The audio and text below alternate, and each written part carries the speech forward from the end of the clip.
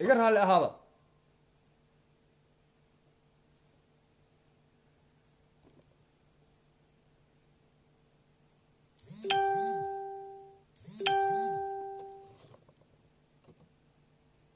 السلام عليكم السلام عليكم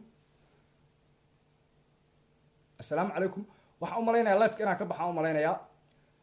marka meel walba adduunka ka joogtaa video si share gareeya ma aqaan mobilkayga waxbaa ku furan balaaya ku shaqaysanaysa dad baa macnaha iska soo wacaya marka meel walba adduunka ka joogtaa video waxaan ka hadlaynay waxa weeye ishaag macnaha madaxweynaha ummadda Soomaaliyeed Maxamed Cabdullaahi Farmaajo oo imaanaya Belgiumka 26 bishan maxaan ku raay ishaag Daahir Cali Sow oo bilaabay maxaan ku raay yani ishaag yani Daahir Cali Sow oo bilaabay maxaan ku raay ishaag inuu ummadda Soomaaliyeed isku diro asaga iyo Maxamed Carab oo maartay macnaha hawlo culus ku jira waxay kaloo Daahir Cali Sow iyo maartay dadka taageersan dhalinyaro badan oo waxa jira Daahir Cali Sow ku xiran oo maartay runtii يعني kuwii mooryaanta oo dadka soo dilay iyo kuwii dadka soo dhici jiray iyo kuwii gabdhaha Soomaaliyeed kubsan jiray iyo wax alaali wixii dhiig qabay ummadda Soomaaliyeed oo dhan Daahir Cali Sow ay taageeraan saa la socotaan kuwaas oo Yurub soo galay ayaa waxay u sahlaan Daahir Cali Sow in macnaha ay akoonada ka xiraan oo Facebook ay maartay ay yani ay ka xiraan wadaniinta Soomaaliyeed dadka nabadda u hadla saa la socotaan cadawga ummadda Soomaaliyeed waxaa nooga daran kan dibadda waxaa nooga daran maanta kan gudaha waxay faafinayaan propaganda waligood Allahood ma sheegaan wanaaga Soomaaliya iyo horumarka Soomaaliya tallaabo hore u qaaday ka maqlimeys madaxda Soomaaliya 24 saac ay caayaan waxa loo baahan yahay dadkaas in macna aan inaad ka hortagtaan in dhageysan baa loo baahan waxaan rabaa inaan idin sheego qofka hadii uu guri xaraan u haysto qofka hadii maartay macna uu asay maartay macna oo yani uu lacag xaraan u shaqeysto oo maartay macna uu dalka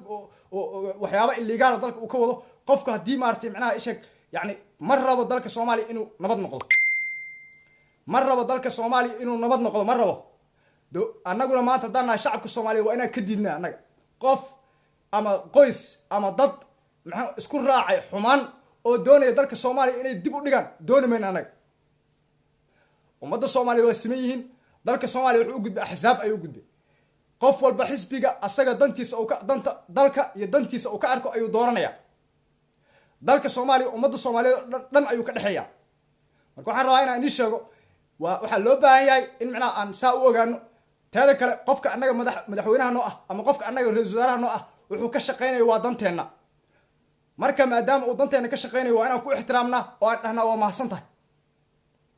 ogow waajib yani gooni ka ah kuwii madaxweynayaashii iyo ra'iisul wasaarayaashii hore ee dalka soo mari jiray ka gooni ah ayaga ma saarna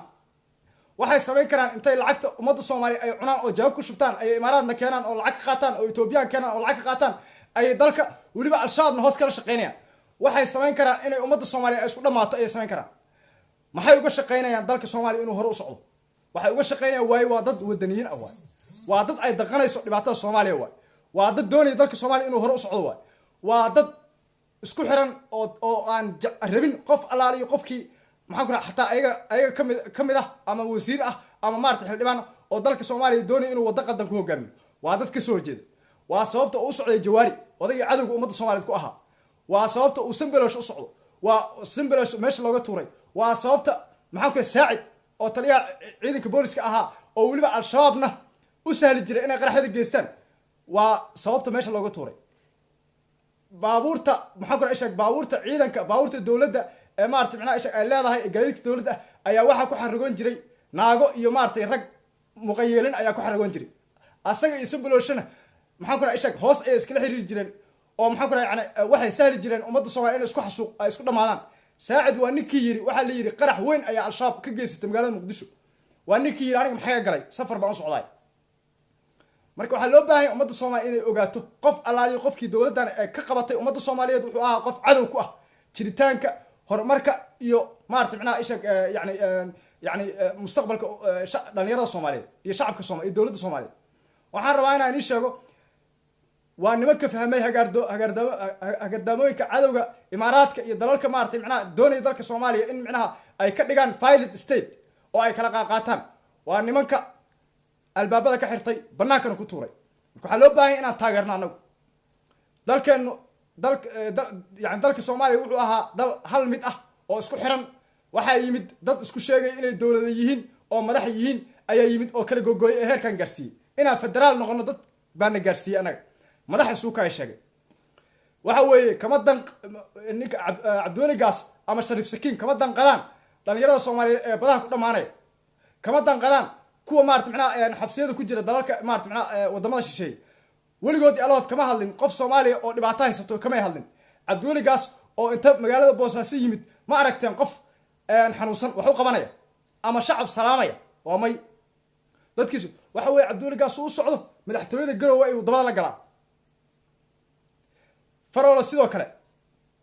shacabka waxba kama gelina jeebkooda u shaqaystaan waxa laali wixii dekada booso ka soo baxo jeebku ku shubtaa maalin walbana safar ayuu aadi jiray Ethiopia sidii inuu qof xiran yahay 58 safar ayuu ku tagay Ethiopia markii dambe dawladda Soomaaliya u sheegtay inaysan soo dhaweyn oo aysan qaabilin madaxda maamul goboleedyada tuugada haddeertaan ma aragtaan qof yani madaxweyne maarta macnaha waxaan ka wadaa horjooga maamul goboleed oo u socda Ethiopia maartan waa laga soo xiray si aan la socotaan caalamka haddeertaan madaxweyne maamul goboleed lama saxiixan karo heshiis mana u tegi karo arrintaas waa isku dhamaatay yaa keenay in macnaha arrintaas laga shaqeeyo dawladdan ayaa keentay yaa keenay in dhalinyarada Soomaaliyeed ee dibadda ku dhibaataysnaa kuwii Seychelles ayaa nagu darnaa yaa keenay in yani dalka Soomaaliya lagu soo celiyo yaa keenay kuwii Liibiya gabdhihii lagu kufsanay iyo wiilashii lagu xasuuqay oo maartay macnaha cadowga gacanta ugu jiray Liibiyaanka carabta kalaabta ah gacanta ugu jiray yaa keenay in Muqdisho lagu soo celiyo yaa keenay kuwii Hindiya ay xukuntay oo dil toogasho ay ku xukuntay oo burcadeedka ah inta u taga oo yiraahdo macnaha annaga maxkamadaysanayna wixii aad dambi u haystaan nagu soo wareejiya oo Muqdisho la keenay kadibna la iska sii daayo yaa keenay in shacabka Soomaaliya loo naxariisto oo lala afuro oo loo tago oo lala suxurto oo lagu dhex jiro yaa keenay waxay ka soo horjeedaan dhaqdhaqaaqa iyo horumarka ummadda Soomaaliyeed ay ka soo horjeedaan wanaaga iyo maarta macnaha ishag yani in la soo celiyo qabkii Soomaaliya ay lahayd iyo maarta macnaha Soomaaliya taariikhda ay lahayd in dib loo soo celiyo ayay ka xun yihiin waxay doonayaan ummadda Soomaaliyeed inay isku dhamaato oo qabiil isku qabso oo qoryo la isku qaatay doonayaan waxay doonayaan wax kale ma ahan waa in ummadda Soomaaliyeed ay isdhamayso waxa loo baahan yahay inaad taas ogaataan baa loo baahan maanta waxay ka xun yihiin qarax yani ishag bisha Ramadaan oo qarax ka dhici waayay magaalada Muqdisho waxay rabaan waxay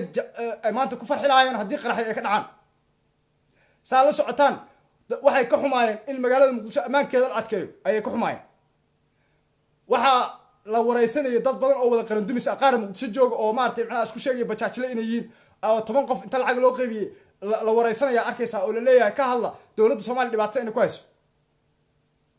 dawladda Soomaaliya ma waxay ku haysaa dhibaato ay ku haysaa gooni ah shacabka reer Muqdisho waa may shacabka reer Muqdisho wadooyinka maxaan ku raashay maanta meel kasta ay ammaan ku tagaan maxaan ku raashay yani noloshii caadiga ah baa kala socdo shaqooyinkii baa kala socdo ammaankii iyo maarta bilicdii magaalada ayaa dib u soo laabatay waxaan rabaa inaan in sheego faa'iidada ugu badan waxa ku qaba dawladda waxay tahay waa shacabka reer Muqdisho waxa loo baahan yahay inay adkeystaan ammaankooda shacab qof xaafad uma gudbi karin dariiqa isku baaranay qaraxyadu maalin walba iska caadi ah iyo dhaqan maalin walba qarax inuu al-shabaab geysto ciidanka dawladda Soomaaliya maba ay shaqeyn jirinba maxaa ku raashay gabre iyo maarta xalweyste kamay soo bixi jirin fil Soomaaliya waxa ku wardiyen jiray ciidamo Etoobiyaan ah Soomaaliya waxa lagu sameyn jiray bahdil aan caadi ahayn maamul goboleed inta la isku diro ayaa waxa heshiisiin jiray gabre sidoo kale maxaan ku raashay yani caasimadda waxaan ku fil Soomaaliya ayaa al-shabaab isku dayda xataa inay qarxiso Cabdiweli Gaaska caloosho weyn hadda kor al-shabaab waxa isku dayda inay disho laftigiisa magaalada xildhibaanada ay lagu toogan jiray wasiirada ay lagu toogan jiray cid walba ayaa la dili jiray oo dawladdu u shaqeysa al-shabaab sayrta ay ka yeeli jirtay canshuur ay ka qaadi jirtay waa sanduulaysan jirtay oo isticmaar ay ku haysay gumaysi ay ku haysay shacabka reer Muqdisho maanta waxaas oo dhan waa la waayay dadkan marka qaran dumiska waxay doonayaan inay taas soo laabatay doonayaan in waxay doonayaan ganacsatada iyo maarta macna dad badan oo waxa jira oo al-shabaab la shaqeeya oo aan rabin Soomaaliya inay nabad noqoto ayaa jira waxa odayaasha ayaa ugu daran odayaashu ma rabaan dalka Soomaaliya inuu dago waxay rabaan in qof walba qof dilo oo hadhowta ay ma ka qaataan bay rabaan magtii ayaa la waayay la kala qaadan jiray waayo qof dilaya ma leh nabad ayaa timid saxa udgoon ayaa timid Soomaaliya taas ha la diidan waxa la diidan yahay sharaftii iyo sumcaddii ummadda Soomaaliya dib u soo laabato qarannimadii aan lahaan jirnay inaan dib loo soo ceshto waxa la diidan yahay dhalinyarada Soomaaliya inay helaan dawlad ay maarta macnaha ay ku faanaan inay helaan baasaboorka Soomaaliya inuu qiimo yeesho lacagta Soomaaliya in la sameeyo xataa xildhibaanada ka soo horjeeda waa ta arkaysa oo yiri xilligii loo baahnaa yani ishag lacag Soomaali in la soo daawac lama joogo hadda qaar kale oo diidan ay arkaysan xilligii xisbiyada loo baahnaa oo maartay macnaa yani xilligii xisbiya loo sameyn lahaa dalka lama gaarin waa lagu fududaaday arrintaas ku dhaay saa la socotaan dad badan oo cadow ummadda Soomaaliyeed ku ah ayaa nagu dhex jira anaga kuwa social media uga hadlana waa sidoo kale ayagana cadow ay lagu yihiin marka waxa loo baahan yahay in macnaa taas la ogaada loo baahan yahay nin weyn ayaa live wuxuu soo galayaa maanta inuu ka hadlo qabyaalad iyo dib waa in qor loo qaataa oo la isdila bal danta noogu jirta anaga maxay tahay daana dhalinyarada Soomaaliyeed waxa qoriga qaadanayo oo la isku soo fooynayo soo ma aha dhalinyarada Soomaaliyeed soo ma aha waxa weeye 30 sano ay waxay nagu wadeen inay naga dhigaan maxaan ku raay yani bilaa iskool bilaa waxbarasho bilaa shaqo yani qorigaasna la kaga dhigo inaan quudano isbaarooyin meel walba ay ka taagnaadaan qof kasto maartay macnaa ishaq yani oo shacaba la baarto oo ummadda Soomaaliyeed is adoonsado ayaa la gaarsiiyay maartay oo nin Soomaali ah qabqable uu jabka lacagta ku shubto waxa maanta laga cabaadayaa magaalada Muqdisho waxa laga qaadi jiray xaafad walba intaas oo lacag qof walba la baaran jiray shakhsi dadka loo baaran jiray maanta waxa laga cabaadayaa canshuurta bixiya si dalka aan u hagaajino waxay ka cabaadayaan canshuurta bixiya waayo ma rabaan inay canshuur bixiyaan ma rabaan dawladnimo ma rabaan sharaf ma rabaan hore in loo socdo ma rabaan caalamka inaan la tartamo waxay doonayaan in dagaal yani isha lagu hoobto oo ka dhaco in qaraxyadii al-shabaab ay soo laabtaan in macnaha mid la isku qabso in maalin walba xumaan laga shaqeeyo rabaa marka ummadda Soomaaliyeed taas waa inaan ogaanaa taas inaan ogaano waay qof kasta oo qabiil ka sheekeynaya ama maamul goboleed taageersan waxaad ogaataan inuu yahay qof qaran dumis ummadda Soomaaliyeed ka soo jeedo maamul goboleedu sidoo kale waa qabyaalad la bumbuuriyo waay cadaalad kama jirto maamul goboleed ay cadaalad ka jirto oo maartay macnaha inta cod la qaado qofka meeshaas u dhashay ee xaq u ku soo baxay maartay waa may maamul goboleed walba qabiilka ugu badan baa madaxweyne ka noqda asaga madaxweyne ku xigeen ka noqda saa la socotaan maamul goboleed madaxda loo sameeyay kulligood cadowga imaaraadka ay u adeegaan oo kaba qaad u yihiin Ethiopiana waxa way ka dambeeyaan hoosna al-shabaab bay kala shaqeeyaan anigu hadda kor waataan dhihi jiray Axmed Madoobe waa al-shabaab maanta miyayna cadaan in imaaraadku yahay al-shabaab cid kasta oo imaaraadka la shaqeysa ama maartay macnaa raali ka ah ogaada inay yihiin al-shabaab awaltii hore waxaa yani ishaga la tuunsanaan jiray inay maamulka maartay macnaa jeegaanta ama maartay la magac baxay Soomaaliland in macnaa al-shabaab la shaqeeyo laakiin maanta waxay ku cadaatay cid walba oo al-shabaab cid walba oo imaaraadka calaaqaad la leh inay tahay al-shabaab ayaa maanta cadaatay taas ogaada qof kasta oo al-shabaab laga maqlo imaaraadka ayaa dalka Soomaaliya saacida ogaada inuu yahay al-shabaab Cabdiweli Gaas waa al-shabaabka ugu weyn waayo 24 saac imaaraad ayuu ku hayaa dawladda Soomaaliya markii calaaqaadka ay u jirtay imaaraadka oo maartay macnaa ishag yani lagu qabtay lacag aad u fara badan oo al-shabaab u socotay markii lagu qabtay Cabdiweli Gaas wuxuu asagoo dambiga imaaraad ka tirtiray wuxuu yiri lacagtan waxay u socotay maamulka Puntland oo ciidanka maartay macnaa ishag imaaraadka ee Puntland jooga oo imaaraadka uu tababarto oo maartay maadaama si uu maartay macnaa badda Soomaaliya looga kalumaysto sunna loogu shubo macdanta dhulkana loo gurto ay 2,000 oo ciidan ah oo Puntland jooga waxa mushaarkooda bixiya imaaraadka dawladda Soomaaliya waxay tiri 2,000 anaga mushaarkooda bixinayna Cabdiweli Gaasow saraakiisha imaaraadka ha ka tagaan Puntland Cabdiweli Gaas maalintii kale soo hadlay wuxuu u tagay meeshii xaradii ay ku tababari jireen wuxuu yiri imaaraadka anagu waa la jirnaa imaaraadka aadis ma noolaan karno yani ishaq dawladda federaalka waxba nagama gelin waxay ku hadlayso anagu raali kamin anagu Puntland hadaan nahay imaaraadka waa taageersana ciidankeena ayaga mushaarka siinay dawladda Soomaaliya waxay tiri anaga mushaarkooda bixineen bal ninka diidan in dawladda Soomaaliya ay mushaar siiso ciidamada oo ku adkeysanaya imaaraadka ay mushaar siinay marka adiga ciidankaaga wadan shisheeye uu mushaar siiyo adiga maxaa tahay waxa tahay male saa la socotaan imaaraadku wuxuu ka furiyaa dhibaatooyin aad u fara badan buuraha galgala maartay macnaa ISIS joogta iyo al-shabaabka maartay ummadda Soomaaliyeed qarxiyo oo dhan asaga lacag siiya saa la socotaan isku dirka maamul goboleedyada Soomaaliya asaga ka dambeeya galmudug iyo Puntland oo isdagaalayeen arki jirteen oo Cabdiweli Gaas iyo kii ka horeeyay maartay macnaa Cabdixakiin Ciise Geedi oo ku shiray magaalada Cadaado oo ka shiraya sidii maartay dagaalka loo joojin lahaa inuu dagaalku dhici jiray markii jirteen ma u jeedaan dalka Soomaaliya in macnaha aysan ayagu waxba ka ahayn ee imaaraadku uu kor ka wada maamulo Cabdiweli Gaas miyuuna galmudug ku weerarin oo yani uusan ka adeejin ciidanka imaaraadka oo maartay macnaa Puntland joogo miyuuna ka adeejin oo dhahan weerar waa al-shabaab saa la socotaan dadkani waa dad cadow ummadda Soomaaliyeed ku ah waa inaan ogaanaa waa in macnaha fiiro dheer aan u yeelana dhalinyarada Soomaaliyeed waa inay ka fikiraan mustaqbalkooda waxbarashadooda shaqadooda dalka Soomaaliya inuu yeesho shaqooyin in warshado la furo in maartay macnaha ishaq yani maxaan ku raacay ishaq wax soo saarka dalka laga faa'iideysto in maartay macnaha badaheena aan ka ilaalsano cadawga inay sun nooga shubaan oo maartay hadhow kalluunka ka soo baxa oo aan ku sumoobin in ummadda Soomaaliya la xasuuqo in maartay macnaha aan qabiil isku dagaal macnaha waa inaan maartay maanta aan yani aan ka soo horjeesnaa ogaada dadkani waxay noo isticmaali jireen dhalinyaro waxay noo isticmaali jireen dagaalada qabiilka inaan qayb ka noqono in maartay macnaha wiilasha Soomaaliyeed ay baaba'aan iyo dhalinyarada Soomaaliyeed iyo gabdhaha Soomaaliyeed dariiqo lagu kabsado inaan qaxno ayaga u sabab ahaa ogaada annaga waxba nooma tarjin waxa loo baahan yahay maanta dawladdaas iftiinka ay noo dhalatay ee nabad iyo nolol loo yaqaano in macnaha aan taageerno oo farmaajo xasan cali khayre aan aysan gacanteena aysan ka bixin oo aan taageerno oo mar walba aan la jirsan waayo waxay u dhimanayaan oo afraad ka saac u ordayaan waa annaka waajib ayaga ka gooni ah inay dalka madax ka noqdeen oo madaxweyne iyo wasaare ay yihiin oo intaas oo maartay macnaha oo ka baxsan oo saaran ma jiro ogow waxay u adeegayaan oo u shaqeynayaan inaan annaka nahay sidii annaga mustaqbal aan ku yeelan lahayn oo maartay dalkeena hore ugu socon lahaa oo yani annaga iyo kuwa aan dhali doono ay tahay macnaha dantooda waxay ka shaqeynayaan waxay la dagaalamayaan inay tahay cadowga dibadda iyo kan gudaha waa in macnaha mar walba annaga aan taageernaa nabadda iyo horumarka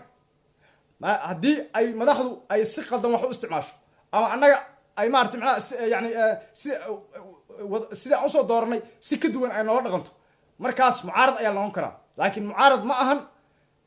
in laga shaqeeyo qaranka si loo dumin lahaa in laga shaqeeyo sidii qabiil isku qabsan lahaa in laga shaqeeyo sidii qaraxyo ku dhici lahayn taasi mucaarad ma aha taasi waa xaasidnimo waa dulinimo waa maxaan ku raacay doqonnimo dadka ku taageersana waxaan rabaa inaan u sheego adeerayaalow cadow ayaa ku tihiin dalka Soomaaliya haddii adinka aad tahriibaysaan adigu tahriiba haddii aad dalka ka baxaysaan adigu ka bax ogaada qof kasta oo dalka Soomaaliya xumaantiisa ka shaqeeya iyo dalka Soomaaliya in uu maartay macnaha yani dalka Soomaaliya in dhibaato ka dhacdo ama maartay macnaha ishag cadow ku ah in fiiro dheer lagu fiirinayo oo loo wada jeedo cadow ummadda Soomaaliya uu ka mid yahay annaga uma dul qaadan karno dalkeena in dib loo dumiyo annaga uma dul qaadan karno in dagaalkii 91kii iyo 92kii ka dhici jiray Soomaaliya inuu dib u soo laabto annaga uma dul qaadanayno mar dambe in beel kale Soomaaliyeed ay ku duusho oo ay xasuuqdo uma dul qaadan karno ummadda Soomaaliyeed in macnaha ishag guryahooda xoog lagu haysto oo cadaalad darro ay jirto uma dul qaadan doono annaga waxaas oo dhan musuq maasuq inuu hal qof oo hal shakhsi oo maartay yani xuquuqda shacabka Soomaaliya oo jeebka uu ku shubto oo kadibna uu guri ka dhisto Uganda midna uu ka dhisto maxaan ku raacay yani Imaaraadka midna uu ka dhisto Kenya oo aad la socotaan Cabdulla Gaas hadda guri 10 dabaq ah oo maalin walba aniga sawiradiisa isoo dir inuu hadda afka ka jarayo oo 10 dabaq uu ka dhistay dalka Kenya waa la soconaa $2 milyan Xasan Sheekh inuu guri uga dhistay Turkiga oo baalays ah sida guriyaha boqortooyinka kala waa la soconaa Sheekh Shariif inuu Uganda ka dhistay oo madaxweynaha Uganda agtiisa uu guri ka dhistay dadka Soomaaliya ay baahi u baqteeyaan iyo taariib waa la soconaa waxaan arki jirnay madax naga faanta inay nala joogto xataa iska dhaaf inay noo timaado oo ay dhalinyarada Soomaaliya ay soo celiso oo ummadda Soomaaliya ay maartay macnaha niyad u dhistay waxaan arki jirnay madax ka faanta in dalka Soomaaliya ay joogto hal asbuuc ama laba asbuuc inay dalka Soomaaliya ay ku sugnaadaan bay ka faani jireen maalin kasta safar ayaa u go'naa tigid ayaa u go'naa maalin kasta waxa lagu dhoofay waxay ahayd lacagta shacabka Soomaaliya laga qaaday canshuurta shacabka Soomaaliyeed ay ahayd maalin walba diyaarad loo ijaarin jiray madaxweynaha bixi jiray ra'iisul wasaaraha bixi jiray gudoomiyaha baarlamaanka bixi jiray baarlamaanka Soomaaliya ma bashiri jirinba saddexdii bilood ayaa hal mar imaan jireen maanta waxa ay yimid in dawladda Soomaaliya ay wada shaqeyso oo xildhibaanadu ay shaqeeyaan oo wasiiradu ay shaqeeyaan oo madaxweynuhu uu shaqeeyo oo ra'iisul wasaaraha uu shaqeeyo oo dalkan ay wada joogaan marka kuwa taas diidan ogaada inay yihiin nabadiid ayna ummadda Soomaaliya ay ku yihiin cadow waxaan rabaa inaan sheego يعني معارض والأرك جل أدونك لكن معارض كلها هي يعني محقور يعني إيش قبيل يعني قبيل هالسود دولو أو مد الصومال أسكو دمات أو محو قرح ودعي وين مقدسو أو محام جدتك الله حرية أو وحول بق أو دولة الصومال وناك استراكو تلابسو كل شيء يعني حمانته وحاسي معارض معها وعداود واي لو قبل مد الصومالية يديك الصومالية الرب أنو دار شوي ومرسيوي وحروانا إني شاقو dadka noocaas oo kala iska jira waa ina iska jirtaan way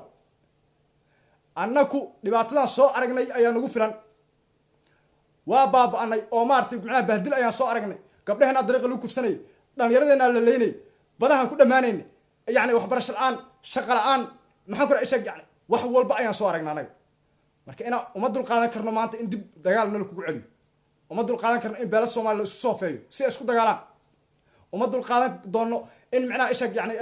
dib u dhac dambe dalkeena uu ku yimaado uma dul qaadan doono musuq maasuq dambe iyo qof madaxa inuu lacagta shacabka Soomaaliyeed ee dhiigooda ay soo dhiideen oo jeebka ku shubto waxna uu ugu qaban waxaan u dul qaadan karnaa ma marka waxaan rabnaa inaan sheegno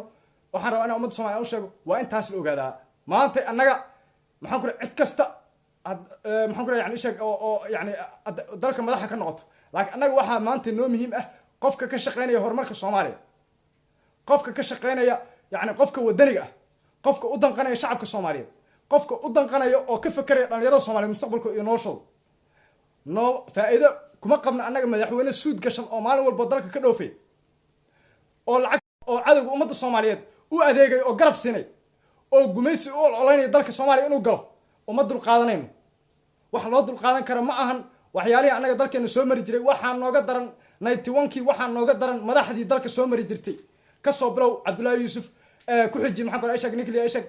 maxaan ku yani ninkii yiraahdo maxaan ku Cabdiqaasim Salaah Xasan Sheekh Shariif kulligood wada tuuga ay ahayn wax ay dalka horumar gaarsiiyeen ma jirto maamul goboleedka kuwa madaxda ka waa aragtay inay fataalin yihiin nacalada ku wada degata ayaan leeyahay kulligood waa fataalin waay dalka Soomaaliya inta talaabo hore u qaado ma rabaan Ethiopia u wada naagayaan rag ma ahanba waa naago waay wallahi billahi talahi waa naago wallahi nacala waxa tiin ku yaal maalin walba Ethiopia dhug markaas Abdisalam Xayla Maryam ayaa bahdilaya wuu bahdilaya kulligood madaxiisa wada leeyihiin waa silaayo asagoo 90 jir ayuu Ethiopia san leey waa kuwii Ethiopia ku xasuuqaysa waa dhulka ay ka haysta waa wanaag Ethiopia ay ku qabatay maxay tahay ciidamadeeda shacabka Soomaaliya xasuuqa maalin walba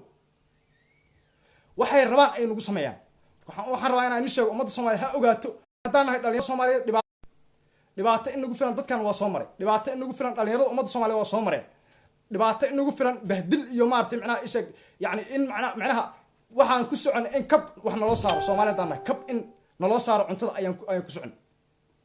imaaraadku inuu maamulo ayaan ku socon badaheena in la qaato ayaan ku socon maxaaba ku dhiman hadii badaada sun lagu shubo joogto ah maxaa ku dhiman badaada in bacaha adduunka oo dhan iyo plastic oo dhan lagu daadiyo oo maartay kalluunka lagu baabiyo maxaa ku dhiman in burcabeed been inta lagu shaabadeeyo oo ayagu ay sameeyeen ayaga ka dambeeyeen burcabeedka ayaga ka dambeeyeen inta lagu yimaado in badahaaga kalluunka laga daldasho oo dukaanada Yurub aan ku aragno kalluunkii Soomaaliya in lagu gadayo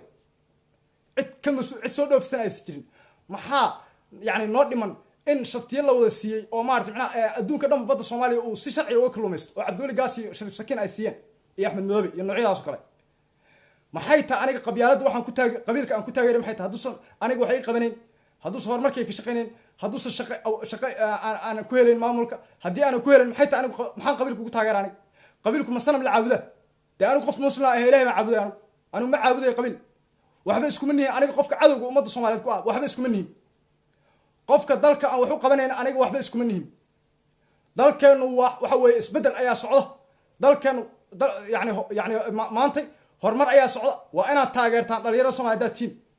waxa dhibaatada loo geysanay waxa la xumeynay waxa la baabiinay waxa la bahdilay waxa badaha ku dhamaanay waxa shaqalaanta hayso waxa lacag laanta hayso waxa bisaarada dariiqada la taagan waxa maanta shilin xataa ay ku guursan aysan waa dhalinyarada Soomaaliyeed waxa ay ku kalifayso naftooda inay tahriibaan oo dalka bilaa amalka ku ah waa dhalinyarada Soomaaliyeed maamulka isku magacaabaya maxaan ku ishag yani Somaliland boqolkiiba 99 dadkiisu waa tahriibaan waayo shaqo male waxbarasho male horumar male sababta aad qabiilka ugu taageeraysid Muuse Biixi iyo maxaan ku ishag maxay tahay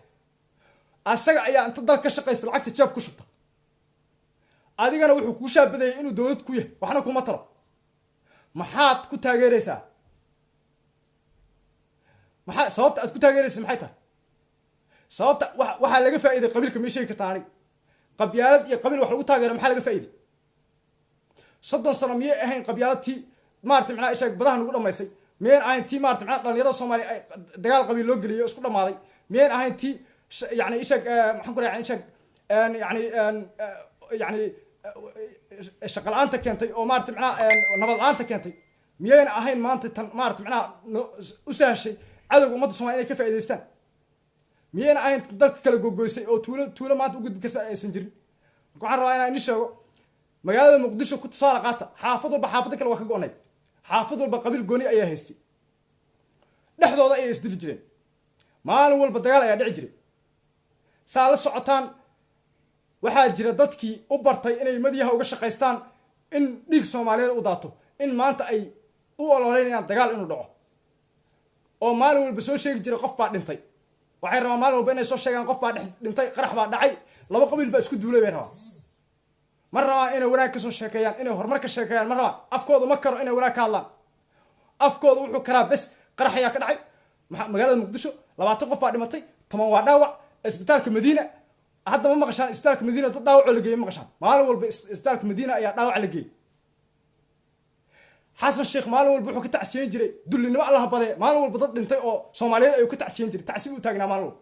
waxna ma qaban jirin dawladdiis iyo ciidankiisaba wax ay qaban jireen baa iska yar runtaa la isku sheegaya sababta aan ku taageeray maanta aad ku diidantaa dawladdan ma inay ammaanka sugtaa ma in qof Soomaaliya oo maarta macnaa dhiig Soomaaliyeed oo daata la waaya ma in isbitaalka madiina dhaawac la geeyo la waaya ma in qabuuraha muqdisho ay maarta macnaa ishag yani meydad dambe oo maarta lagu tukada laga waaya maalin walba meyd lagu tukanayo madaxdii Soomaaliyeed maalin walba qarax laga tacsiinayo waxba lagu qabanayo qowda maqashiga waxna qaban waay marka waxaan rabaa inaan sheego mar walba anagu aan taageerno horumarka iyo dawladda anagu wax noo qabanaysa naftu waa qaali shacabka Soomaaliyeed ee maarta dhimanaya yaa gurbaan loo garaacay markii qabiil istilo waa la socotaan 100 ama 200 qof dhimata waliba waxa weey 99 waa dhalinyaro hal qof oo oday oo dagaal qabiil ku dhintay ma jiro tusaale waxaan ugu filan dagaalka tukaraq ciidamada ay kala geysatay maamulka Soomaaliland iyo maamulka Puntland 99 waa dhalinyaro wiilal yar yar oo loogu talagalay inay PhD ay maarta ay jaamacada ka baxaan loogu talagalay waxa la doonayaa dhalinyaradaas in dagaal qabiil loo dhameeyo la doonayaa gurbaan qabiil ayaa loo garaacayaa si ay isku dilaan waa dhalinyarada maanta wada shaqayn lahaa oo dalka Soomaaliya horumar gaarsiin lahaa waxaa la rabaa in la isku dilo oo la isku dhameeyo dad baa ku macaashaya wadamo shay ayaa lacag ku bixinaya Cabdulle Gaas iyo Muuse Biixi lacag bay ka shaqaysanayaan dhiiggaas ummadda Soomaaliya dhamaanaysa waxaan rabaa oo kale inaan sheego waxa good news ah Abu Ubayda odayga Ilaahay ee maarta macnaa al-shabaabka ahaa ayaa waxa ku dhacay macnaa aniga waxa ku dhacay jira ayaa ku dhacday runtii anigu jiradaas hadda ma sheegayo ninkii waa sakraad aniga يعني maxaan ku raacay kuma diganayo laakiin waxa waa ninkii waa sakraad al-shabaabna waa isku dhici rabtaa oo qaab maarta macnaa beelbeel ay isku haysataa jagadii ay isku haysataa oo cadawga ummadda Soomaaliyeed ee al-shabaab dawladda Soomaaliya ciidanka danam iyo ciidamada militariga Soomaaliya gobolka Hiiraan waxay kaga dileen 80 qof ay kaga dileen oo al-shabaab mar dhow insha Allah waa la soo afjaraya al-shabaab hal mid insha Allah ma ka noolaan doono dalkeenana al-shabaab dama laga maqli doono qof kasta oo cadawga imaaraadka garab siiya ama imaaraadka u taga ogaada inuu yahay al-shabaab annagu haddaan nahay bahda madiya iyo wadaniinta Soomaaliyeed waa sheegaynaa qofkii imaaraadka laga maqlo oo dambe ama maamulka horjoogihii dambe ee imaaraadka booqda waxa ogaataan inuu yahay al-shabaab haddaan nahay shacabka Soomaaliyeed waxaan qiraynaa macnaa qof kasta oo imaaraadka calaaqaad la sameeya ama u taga ama dawladda Soomaaliya garab mara inuu yahay al-shabaab Cabdulle Gaas already waa liis garaysan yahay Axmed Madoobe iyo Cabdulle Gaas waa labada fataal ee ugu weyn ee imaaraadka u fataalay maanta ogaada inay yihiin al-shabaab waxaan rabaa inaan ummadda Soomaaliya u sheego waxa aan ku soo gabagabeynayaa madaxweynaha ummadda Soomaaliya Maxamed Cabdullaahi Wadani Farmaajo ayaa wuxuu imaanayaa dalka Belgiumka jaaliyadaha Holland sida aan ka warqabo kulligood waa diyaar garoobeen si ay u soo dhaweeyaan madaxweynaha ummadda Soomaaliyeed waxa loo baahan yahay sidoo kale Ingiriiska maxaan ku raacay yani Ingiriiska Faransiiska Sweden in saas loo diyaar garoobo oo madaxweynaha ummadda Soomaaliyeed soo dhaweeyo maanta wuu istaahilaa hadii cadawga imaaraadka Ethiopia meel laga saaray hadii magaalada Muqdisho maanta ay nabad tahay hadii bisha Ramadaan aysan maanta wax qaraxa iska dhicin hadii maanta dalka Soomaaliya sharaftiisa iyo sumcadiisa uu soo celi maanta hadii ciidamo aad far badan ah helnay oo maarta macnaa yani dawladda Turkiga oo walaalaha ana inoo soo tababartay maanta hadii dhalinyarada Soomaaliyeed ee dibadda ku rafaasana ay dalkooda dib ugu soo celiyeen madaxweynaha ummadda Soomaaliyeed wuu istaahilaa wax la soo dhaweeyo waxaa loo baahan yahay inaan soo dhaweyno aan loo kala harin ayaa loo baahan yahay madaxweynaha ummadda Soomaaliyeed annaka ayuu noo shaqeeyaa annagu madaxweyne noo yahay annaka ayuu dalka noo hagaajinayaa qofka adiga ku shaqeynaya ixtiraam buu kaa mudan yahay wuxuu kaa mudan yahay inaad dhiirigelisid si uu usii dhiirado oo wax badan usii qabto laakiin qofka haddii mucaarad aad ka horkeentid oo xumaan aad ka horkeentid ogow qofka niyadaad ka dilaysaa. waxaa loo baahan yahay inaan dhiirigelino ciidamadeena, inaan dhiirigelino maxaan ku dhahay madaxdeena, oo aan wax kasto wanaag ay qabtaan aan u sacbatno si ay maantay wanaag hal wanaag haddii aysan beri ay laba wanaag ama saddex wanaag u sameeyaan. maanta haddii amniga magaalada Muqdisho uu fiican yahay waxaa loo baahan yahay inaan dhahno si fiican ba samayseen, weliba aan siino hadiyad aan siino, oo ciidanka ammaanka aan la shaqeyno, oo sirdoonka aan la shaqeyno. waxaan rabaa inaan dhalinyarada Muqdisho aan u sheego waxaa loo baahan yahay, waxaa loo dagaalamayo waa adinka inay magaaladiinu ay noqoto magaalo horumarsan oo adduunka la tartanto, caasimad adduunka caalamka soo jiidata inay noqoto, in adinka aad heshaan shaqooyin iyo horumar aad heshaan, wadooyin fiican iyo biyo caafimaad leh inaad heshaan, shaqooyin inaad heshaan oo maarata macnaha warshado dhulkiinu yeesho, inaad adduunka aad la tartantaan ayaa loo baahan yahay. annagu waxaan u dagaalamayna waa caasimadda Muqdisho oo nabad ahaata. waxaa loo baahan yahay inaad la shaqaysaan dowladda, oo al-shabaab guri kasta iyo god kasta oo ay galaan aad ka soo saartaan, gacanta dowladda aad soo gelisaan, dowladda aad ku biirtaan oo aad ka mid noqotaan, oo ciidanka aad ka mid noqotaan, maadaama dhalinyaro aad tihiin oo waxba hayn. ku biira dowladda oo ciidanka ayaa maantay cid qof kasta oo Soomaali ah, dowladda Soomaaliya waxa ay haysaa shaqo ay haysaa. dowladii hore shaqo laga helay iska dhaafe inta ay haystaan bay cayrin jireen. ciidanka ayuu hadda ka hor yiri haddiina $100 ba $100 haddiina ku qancayn ayuu yiri Xasan Sheekh, oo weliba taliyay ciidankana meesha fadhiyo, haddaad ku qanacsanayn $100 inaad mushaar ahaan u qaadato adeero is casib bal bahdilka inta la fiiriya. maanta dowladda Soomaaliya waxay leedahay qof kasta oo dhalinyaro u diyaar tababar soo qaato, ciidanka soo galo, tababar 6 bilood sinaya kadibna askari buu noqonayaa. maanta waxaa haysanaa shaqooyinka in dhalinyarada la askareeyo, askar ay noqdaan oo dalkooda u shaqeeyaan, laakiin bari waxaa helaynaa in dhalinyarada Soomaaliya ay ka shaqeeyaan, ay cilmigooda ku shaqeeyaan, oo maarata macnaha ay warshado ka shaqeeyaan, oo ay computer maarata macnaha ay ka shaqeeyaan, wasaaradaha ay ka shaqeeyaan, oo dalka horumarkiisa iyo beeraha ay ka shaqeeyaan, wax walba ay ka shaqeeyaan, oo xafiisyo ay sheekadu isku bedesho. waxaa loo baahan inaan taageerno maanta dowlad noo haysa shaqadii, dowlad noo haysa amnigii, dowlad noo haysa maxaan ku raacay yani nabadii iyo horumarkii noo haysa. waa inaan dowladdaas aan taageernaa. waxaa loo baahan yahay ogaada annagu haddaan nahay maxaan ku raacay yani bahda wadaniinta social media, annagu mar walba annagu waxaan jecelnahay horumarkiina yani iyo maarata macnaha dalka Soomaaliya inuu dego oo xasilooni yeesho, oo aan oo maarata macnaha annagana qurbaha isaga laabano, oo dhalinyarada Soomaaliya ay tahriibka ka raystaan, oo maarata gaajadu ka foqdo ayaan rabnaa. annagu waxaan rabnaa in dalka Soomaaliya uu horumar gaaro, oo maarata adduunka aan la tartano. ma u dul qaadan karno annagu bahdil dambe inaan ku noolaano iyo dal aan dalkaaga ahayn dareen ku joog ayaa la yidhi. horay ayaa dadkii annaga maarata macnaha ishaga naga horreeyay ay noo gabeen oo qori garabka noo sureen. maanta qalinka inaan qaadano waay, maanta inaan kasoo horjeedsano waxaa loo yaqaano qabyaaladda ee nalagu shaqaysan jiray. dad ayaa ku macaashi jiray annaga. waxaan rabaa inaan u sheego hooyo walboo Soomaaliyeed waa inay joojisaa wiilka ay dhali doonto inay barto qabiilkiisa. waa inay joojisaa, ayada ayaa baraysa hooyo kasta oo Soomaaliyeed, ayada ayaa wiilka ugu sheekeynaysa qabiilkaas aata ama aabba kasta oo Soomaaliyeed. waa inaad ka joojisaa inaad bartid reer hebel wiilkaaga ama gabadhaada aad ka joojisaa. waxaa loo baahan inaan dabargoynaa cadowga qabyaaladda iyo qabiilka. 30 sano annaga dhibaato noo geystay maahane wax wanaag oo aan ku helnay qabyaalad ma leh. shaqo la'aan ayaan ka faa'iidnay, waxbarasho la'aan waxaan ka faa'iidnay, in dhiig daata ayaan ka faa'iidnay, horumar la'aan ayaan ka faa'iidnay, adduunku inuu nagula yaabo ayaan ka faa'iidnay reer hebel. marka waa inaan joojinaa reer hebel. Soomaali baan ahay, taasaa ugu filan aniga. qof muslima oo Soomaali ay ah, wiil kasta oo Soomaaliyana waa walaalkay, taasaa aniga ugu filan. waa inaan taas annaga aan ciyaalka dhalinyaradan aan ku dhiirigelinaa. qof kasta ama gabar walba maanta dhalinyaro ah, wiil haddii ay dhalayso ama gabar haddii ay dhalayso, waa inay ka joojisaa inay barto reer hebel, si aan u dabargoyno qabyaaladda iyo qabiilka. waxaa arkaysaa dhalinyaro ku dhalatay Yurub oo weligood Soomaaliya aan tegin, oo haddana qabiilka uu yahay waa ogyahay, oo maarata macnaha yani qabiil buu ka hadlayaa, oo maarata macnaha asagoo ama Maraykan jooga ama Holland jooga ayuu wuxuu aaminsan yahay qadiyadda qabiilkiisa. heerka ayna gaarsiisay bal fiiri. maalin kasta wuxuu ka hadlayaa qabiilkayga, waa in macnaha uu ka guulaystaa qabiilka kale. waa in anagu raadinaa inaan guul waa inaan ku raadinaa dalkeena inuu horumar gaaro, oo maarata macnaha aan sharaf ku noolaa, oo gobonimo aan ku noolaano.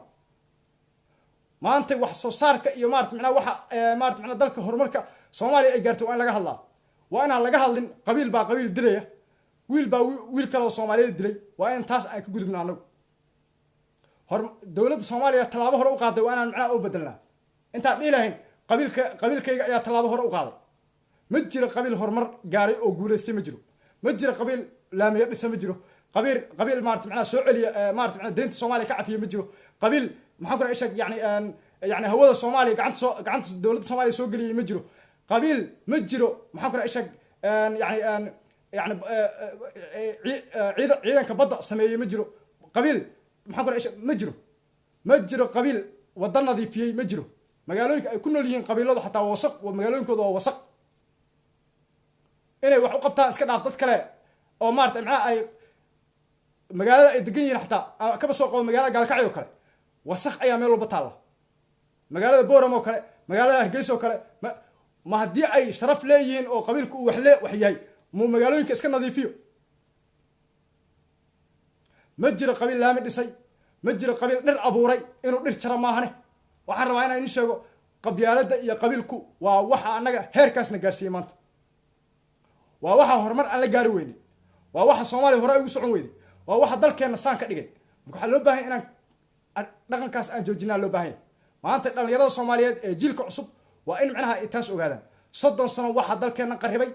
waa annaka oo nolol ku shaqaystay oo odayaal qadhowlayaal oo maartay macnaha dantooda ay tahay inay lacag ku helaan dagaalada qabiilka ay ku duulayaan qabiilada kale isku baabiinta dhalinyarada Soomaaliyeed ku macaashaya in macnaha annaga ay nabareen qabiilka qorina ay garabka noo sureen waxay rabaan inaan ka hadlin waxbarasho waxay rabaan inaan ka hadlin horumar waxay rabaan wax walba way ogyihiin odayga maanta 60 sano jira wax kasta waa ogyahay wuxuuna ku dhiirigelinayaa in macnaha dagaal qabiil u dhaco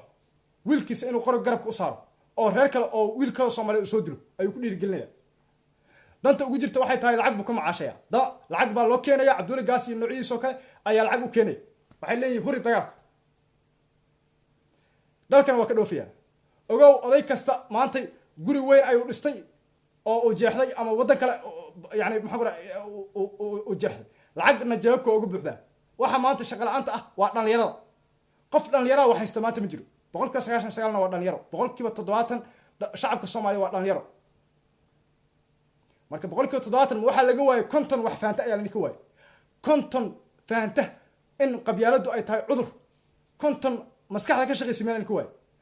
waxa loo baahan yahay inaad maanta aad ka shaqeysaan sidii gacmaha isku qabsan lahaydeen sidii ummadda dhalinyarada Soomaaliya ay ku samaysan lahayd urur maadaama dalka Soomaaliya u gudbo xisbiyo waxaad xaq u leedihiin inaad xisbi samaysataan xisbi inaad samaysataan ay xaq u leedihiin oo dalka taladiisa adinka gacanta inay gasho waxaan rabaa inaan sheego ka fakara dalkaas sidii mustaqbal aan ku gaarsiin lahayn ha ka fakarina sidii adiga walaalka ugu duul lahayd oo lagu isticmaal lahaa taada kale waxaan rabaa inaan sheego adiga wax ad yani ishag ma ahan go'aankaaga inaad qori qaato oo aad walaalka ku duusho odayaasha Soomaaliyeed oo odayaasha aabayaasheen ayaa ka shaqeynaya in macnaha qori ay garab ku suraan waa qadiyad adiga ka weyn waay waxa la doonayaa in isku dhamaataan baa la doonayaa reer maamul goboleed walba maamul goboleedka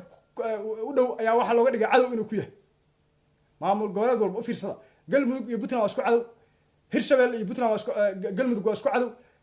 maxaan ku raacay koonfur galbeed iyo Jubbaland waa isku cadow oo dhulba isku haystaan saas ayaa dalka Soomaaliya la doonayaa in ummadda Soomaaliya isku dhameeyo marka waxa loo baahan yahay inaad mar walba aad ogaataan danta guud inaad ka fakartaan inaad dawladda Soomaaliya aad taageertaan inaad ka baxdaan maamul goboleed inaad taageertaan inaad ka soo horjeestaan fataalinta gadanaya dhulka ee cadawga ummadda Soomaaliyeed ku ah ragga wada shaabadaysan aanu shanta shaabadaysan ma u bixi waa shantoodaba kulligood Itoobiya u shaabadaysan shaabad Itoobiyaan ayaa ku wada dhigan Cabdulle Gaas waa ninkii Itoobiya amaanay SOL-na wax ka sheegay iyo Sayyid Maxamed Cabdulle Xasan dadka heerkaas gaarsiisan waay ninkii Muqdisho Soomaaliya ma ahan yiri waay Cabdulle Gaas afkiisa laga hayaa waxaan rabaa inaan sheego annaka inaan kaba qaad noqono oo maartay imaaraad aan kaba qaad u noqono Itoobiya dan noogu jirta ma jirto maamul goboleed kasta wuxuu ka dambeeyaa in kaba qaad la ahaado in cadawga ummadda Soomaaliya loo adeego ayuu uu ka dambeeyaa ma ka dambeeyo waayo dalka meesha uu maamulo horumar ma gaarsiin waxaan ku raashaa yani iskoolo bilaash ma jiraan caafimaad bilaash ma jiro shaqo ma jirto marka maalin walba wuxuu raadinayaa deeq iyo maartay wadamo shisheeye inuu dalka ku xiro lacagta shacabka ayagu ka qaadan ayagu ma arkaan indhaha Ilaahay ka wada tuuray jaabka ay ku wada shubtaan Cabdulle Gaas dekada Boosaaso waa meesha ugu yani ganacsiga Soomaaliya dhankaas oo dhan ilaa iyo Itoobiya waxyaabaha maarta macnaha ishag yani container ay ugu soo degaan waa dhulka Ethiopia maarta macnaha waxaan ka wadaa Soomaali galbeed ayaan ka wadaa afka aga xad Ethiopia ilaa iyo jigjiga ilaa dhulkaas waxay wax uga soo degaan magaalada Boosaaso lacagta ka soo baxda cashuurta oo dhan jeebku ku shubtaa hormar male asagii wasiiradiisa waa tugada wasiirada Ethiopia wasiirada maarta macnaha ishag Puntland kulligood Ethiopia ay soo wada maraan oo soo wada afsixisa kadib ay Cabdulgaas ugu dhawaaqaa inay yihiin wasiiro sidoo kale maamulka Somaliland waa aragtaan isku sheega maayarkooda maxaa ku raashay magaalada Hargeysa maayarka magaalada Hargeysa ama duqa magaalada Hargeysa calanka Ethiopia ayaa hor yaalay mar hadda koor idaacada Horn of Cable ay wareysanaysa xafiiskiisa ayaa loogu tagay calanka Ethiopia hortiisa yaalaba waxay ku cadeynaysaa in macnaha Ethiopia ay isku dhiibeen oo adoon ay u yihiin Ethiopia cadawga Ethiopia inay hoos tagaan oo maartay kulligood ay fataalin Ethiopia u yihiin baa inay cadeynaysa waxaan rabaa inaan ummadda Soomaaliyeed u sheego Sool iyo Sanaag oo waligood iyo labada wadaniin ahaan waxay rabaa inay hoos geeyaan Sool iyo Sanaag kaliya ma ahane magaalada Hargeysa sidoo kale shacabka reer Hargeysa iyo shacabka reer Burco kulligood waa wadaniin Soomaaliyeed waa mana rabaan dhulkooda inuu hoos tago Ethiopia Muuse Biixi ayaa ku qasbaya in macnaha uu hoos geeyo Ethiopia oo kulli ka lixaad u ka dhigo asaga iyo inay sinaadaan ayuu rabaa wuxuu rabaa dekada berbera in Ethiopiaanku ay sayraan u shaqeystaan waxaan rabaa inaan ummadda Soomaaliyeed sheego maanta waxaan qarka u saarnay dalkeena in beerta loo diray ayaan qarka u saarnay Xasan Cali Khayro aan wadankan imaan lahayn iyo farmaajo ay imaan lahayn Soomaaliya oo dhamaan lahayd waana iskaga jeedaa maanta intii ay joogaan al-shabaabka dhibaatada yani ku dhacdo oo u jeedaan iyo maarta awoodoodii sida loo jibiyay gobolada Soomaaliya oo dhan hadda al-shabaab waa laga sifeyn rabaa wax yar ayaa haray waxaa noo joogi jiray madaxweyne 5 sano dalka Soomaaliya ka shaqeystaa noo joogi jiray iyo baa noo soo doolan jiray iyo ra'iisul wasaare tuug ah oo xal weysta oo cadow ku ah ummadda Soomaaliyeed maalin walba waxa kaliya ay qaban jireen waxay tahay inay meydad Soomaaliyeed iyo dad qarax ku dhintay intay meel safaan ay ka tacsiyayaan al-shabaabna ay cambaarayaan ugu suweeyay iyo saan waay badweynta Hindiya iyo baan macnaha dagaalka oo jihada badweynta Hindiya taliya oo maartay ciidan oo asal laftiisu al-shabaab ah riwaayad lama tiri jiray waan la yaaba Sharif Sakiin waxaan ku aashay yani Farax Tobas asaga gabre ha yani dam jadiid baan la yiraahdaa qawbac baan la yiraahdaa waxa weeye ummadda Soomaaliyeed waxay ahayn dad cadow ku ah bay ahaayeen oo double agent ah oo wadamo kale u adeegay ahay waxa ka maqnayd kartida ah in dalkooda ayaga maartay intay madax ka noqdaan oo xor u noqdaan ayagu dalkooda ay maartay macnaha ay maartay sifaystaan oo dalkooda ay danta dalkooda ay ka shaqeeyaan ayaa ka maqnayd waxay kaba qaad u ahaayeen oo maalin walba 6 bilood ba tagi jireen Ethiopia oo u yeeri jirtay waxa caadi dhaqan Ethiopia u ahayd madaxweyne kasta Soomaaliya laga magacaabo ama maamul goboleed ha ahaado ama madaxweyne Soomaaliya ha ahaado inuu Ethiopia yimaado maxay ku sameyn jireen Ethiopia markuu tago ma taqaanaan madaxweynaha markii maanta la doorto oo bari uu Ethiopia tago de wax walba lagu sameyn karaa waxa arkaysaa madaxweynihii Ethiopia yani ishaq yani ku haya Ethiopia laanteed ma noolaan karno danaha Ethiopia waa laga shaqeeyaa cadawga Ethiopia arkaysa maamul goboleed kasta madaxweynaha xataa maamul goboleed xataa Sharif Sakiin markii la dooranay waa Ethiopia iska xaadiri Ahmed Madoobe sidoo kale madaxweyne markii qofka maanta la doorto oo bari Ethiopia tago wixii la raba lagu shubaya farmaajo waa diiday no dhahay safarkiisu ugu horeeyay Sacuudiga ku tagay Sacuudiga markuu tagayna wuxuu sheegay in macnaha imaaraadka ay ka laabtaan dhibaatooyinka ay ku hayaan Soomaaliya dekada berbera iyo heshiisada ay ku DB Wall waa inay fargelinta ka dhaafaan waliba farmaajo wuxuu maleynayay markii hore in Sacuudiga xogaa ay dad akhyaar yihiin oo odayaal yihiin laakiin markii dambe ayaa la ogaaday inay imaaraad iyo Sacuudi ay isku mid yihiin marka waxaan rabaa in ummadda Soomaaliyeed sheego taas ogaada dalkeenu cadowga u lahaay oo dhan dawladdan ayaa ka saartay meel naga saartay annaguna inaan taageerno waajib ayaan ugu tahay waayo qofka madaxda ee annaga noo shaqeynaya waa inaan taageerno waa waajib waxa laga shaqeynaya waa danteena waa dhalinyaradeena inay iskool aadaan waa inay waxbarasho helaan waa in macnaha ummadda Soomaaliyeed aysan dhamaan oo maartay macnaha aysan yani badaha ku dhamaan baa laga shaqeynaya waa in macnaha dalkeena aan nabad ku joogno ma ahan Yurub baan joogaa anigu nabad baan haystaa maxaa iga galay YouTube ka lacagta ka helayo ay iga qiimo badan Soomaaliya waa ninkii Cabdulga ninkii sheeg maxaa Daahir Calsu iyo dadkiis iyo maartay Maxamed Carab danta dadka dhimanay waxa uga qiimo badan shilimaadka ay ka helayaan YouTube waa dad Ilaahay iimaan ka qaaday oo shaqo normal shaqaysta lagu kari waayo war caadi u shaqaysta oo sida bini'aadamka kale subaxdii inta baxdaan kalaha oo lacag xalaal shaqaysta habeenkii daartaan live soo gala ama maalmaha qaarkood live soo gala laakiin maalin walba ha ka shaqaynin ummadda soomaaliya inay isku dhacdo oo maaragtay dadka soomaaliya ay isku dhammaadaan may waxa weeye reer hebel waa inay reer hebel weeraraan bal ma 91kii ayaan joognaa anagu 91kii miyaan taagana anaga 30 sano miyaana soo arkin waxa ka hadlaysa xataa qofku waa inuu isla yaabo mugta 30 sano miyaan maanta aan dadka soomaaliya aan isku kalifin inay meel walba u kala qaxaan oo badaha ay ku dhamaadaan meeqa naga dhimatay ma isweydiinayaan marka waxaan rabaa inaan idin sheego mar walba anagu waxaan taageeraynaa horumarka nabadda waxaan rabaa inaan kusoo gabagabeeyo madaxweynaha ummadda soomaaliya maxamed cabdullaahi wadani farmaajo ayaa imaanaya 26 bishaan imaanaya dalka Belgiumka marka waxaa loo baahan yahay in macnaha ay reer Yurub oo dhan ay iyo dadka Soomaaliyeed xataa Mareykanka xataa waa soo qaadan karaan diyaarado inay yimaadaan oo ay ka soo qayb galaan soo dhaweynta madaxweynaha sidoo kale maxaan ku raacay dalka Holland ayaa waxa aan galabta aan la hadlay jaaliyado badan oo maartay macnaha gudoomiyaasha jaaliyadaha magaalooyinka Holland oo dhan kulligood waxay u diyaar garoobeen in macnaha madaxweynaha ay soo dhaweeyaan ha dhageysnay daahir cali sow iyo qaabacdiisa anaa Holland jooga anaa ka warqabo wax walba dadka reer Holland oo dhan waa dad wadaniina oo jecel dalkooda waa marka waxaan rabaa inaan idin sheego ma guuleysanayaan mar walba way guuldareysanayaan qaran dumis iyo wixii taageersan annaguna waa ka soo horjeednaa shacabka Soomaaliya waxa loo baahay mar walba inay taageeraan dawladda wax kasto ay keenaan waa in annaguna maartay macnaha aan xumaan kasto ay keenaan waa in annagu mar walba aan wanaagga muujinaa xumaan kasto ay keenaan oo ay muujiyaan annagu waa inaan wanaagga muujinaa annaga waxa mar walba annaga naga qaylisanay waxay tahay in macnaha dadka aan fahansiino in nabadda ay tahay laga maarmaan dalkeen inuu hor u socdo inay tahay muhiim wax annaga maartay yani lacag aan ku helayno ma jirto in macnaha 24 saac aan qaylino laakiin anaga maanta markii walaalkay la dilo oo adeerkay la dilo way saameynaysaa oo gabar aan mafreedna ee badda ku dhimato oo dariiqa lagu kufsado way ku saameynaysaa qof kasta way saameynaysaa oo dhibaato ku dhacdo ogow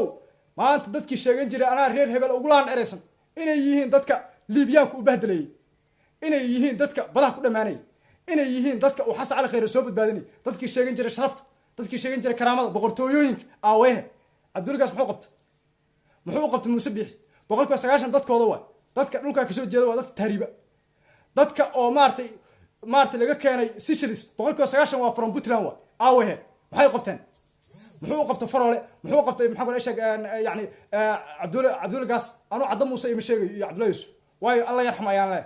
laakiin maxay u qabteen maxaa maamul goboleed ku taray maxaa reer hebel ku taray ii sheeg bal aakhire waxa lagu soo istaajinaya dulmiga ku taageeraysa qabyaalada iyo qabiilka iyo ciftiga iyo xumaanta Soomaalidu waa dad siman waay qof maartay macna qof kasta oo Soomaali waa Soomaali qof ka karaamo badan ma jiro ilaahay ummadda Soomaaliya waa siman waxa anaga naloo gubayo oo naloo baabi'inay wax kale ma ah waa dadka aan qabiilka ku yeesayno waa dadka aan leenahay waa langab waa dadka aan leenahay waa ina waxaas ay joogsataa waay ogow qof kasta oo qabiilista ah in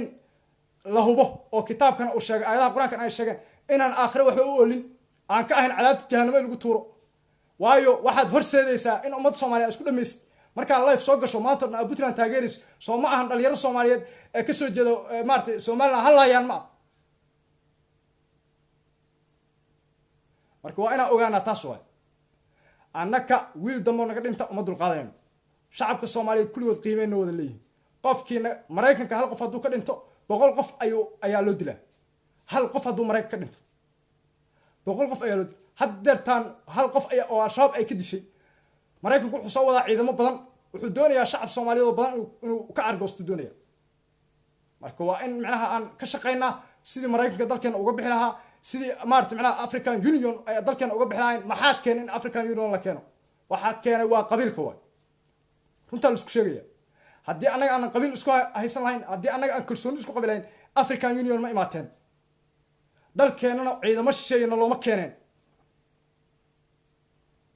waxaan rabaa inaan sheego mar kasta ogaada dhibaatada ugu badan ee shacabka Soomaaliya haysa inay tahay in yani fursadda ugu badan ee cadawga ummadda Soomaaliya ka faa'iideysta inay tahay qabiil in la isugu diro dadka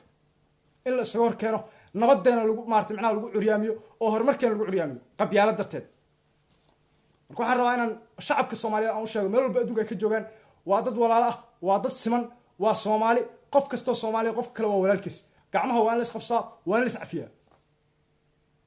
maanta qof Soomaali oo qof kala dhibaato yani dhibaato ay geysatay dhaaya ma jiro qabiiladii sheegan jiray laan dheeraha iyo reebel baan dadkii ay xasuuqeen xataa cid u haysta ma leh way iska cafiyeen dadkii ay dhahayeen waa langaab waa gabooye waa san waxaan rabaa inaan sheego adiguna waa inaad samaysaan inaad joojisaan inaad tirahdaan qof ayaa aniga iga hooseeya ama maartay macna qof ayaa langaab ah anigu waxaan reebel waa inay arrintaas ay dhamaataan dalka Soomaaliya wuxuu u gudbay xisbiyo cid walba qof walba xisbiga asaga dantiisa uu ka arko waxa dhici karta maanta inaad doctor tahay xisbi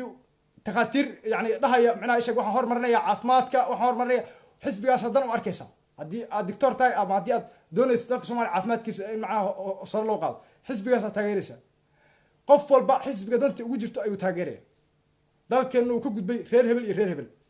mana jiraan wax reer hebel yiraahdo marka waxaan leeyahay Soomaaliya guuleystaa aan leeyahay cadawga Soomaaliya Allah kulli Soomaaliya duu isla dhimo Soomaaliya hamidooda Soomaaliya israacdo hatta qofkii niyada ka nacab Soomaaliya jira xun Allah kulli ayaan leeyahay meel walba adduunka ka joogtaana waxaan leeyahay Soomaaliya isku tashto